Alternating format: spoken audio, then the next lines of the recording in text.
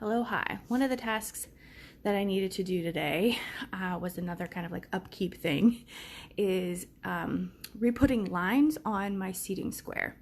And I figured I'd share because this might help you if you're growing a garden. So I actually started utilizing this last year. It's a seating square. It's based off of square foot gardening. And if you've never done square foot gardening, it's a great way to maximize space, especially in urban setting. But I specifically use it because sometimes I just don't want to think.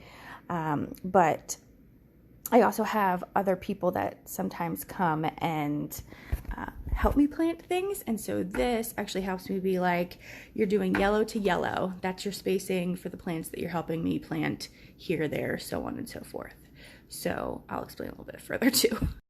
It comes with this, I don't know, I call it a little stabber, if you will, where you could actually put your seed in there. And it has, I don't know if I have them back. No, I took it off. It also has like a little funnel, if you will, that helps you like put it into it. But you basically stab where your marks are and then put it in. So I can put this all around my beds, stab everything, and then just tell everybody where the holes are is where you're putting things. Or you can go and do it individually, square foot by square foot. I just find it very helpful. So like for status, I usually do this yellow, like around this yellow area to around this yellow area, because it's about 12 inches. And I know that my status needs a good amount of space because it puffs out a lot. So when you get one of these seating squares, they typically come with some sort of planting guide to help you with the different types of plants that you might use in square foot gardening, and it matches to the colors. So for example, beets, carrots, radish are all in red. So this would help you in a square foot plant those plants very easily. It also comes with an herb guide as well. I specifically use it for flowers, or at least to just get me started so that I know, distance of things. And that's where I use my little garden marker and a ruler and just kind of give myself general measurements. So for example, like celosia, I like to plant it 9 inches apart. And I know that the red to red here is 9.5. So I actually do yellow to yellow instead, which is about 4.8. Personally, I just use it to start off, because once I figure out where the rows are, I generally can figure out the spacing on my own and don't necessarily have to worry about it, and I can go pretty fast. But this is a really great tool, especially if you're just getting started with any type of garden, not just flowers. In particular, if you're doing square foot gardening for fruits and veg, it's very, very helpful.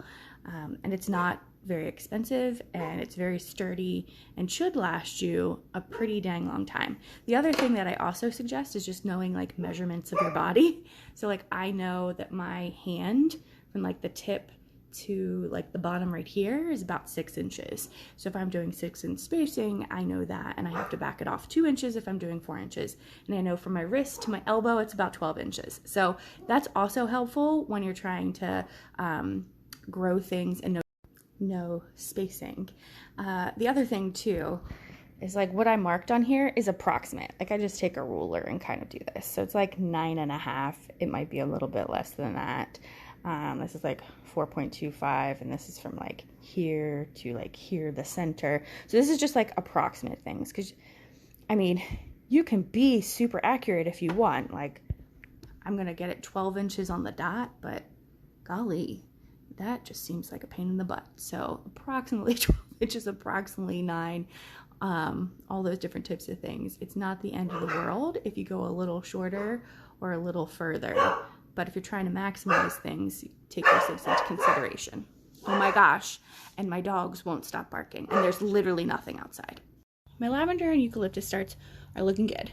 However, some of my lavender little blocks, because I moved them from another tray to it was a whole situation. Anyways, they are falling apart a little bit. So I'm gonna move them into a larger soil block, not a big deal.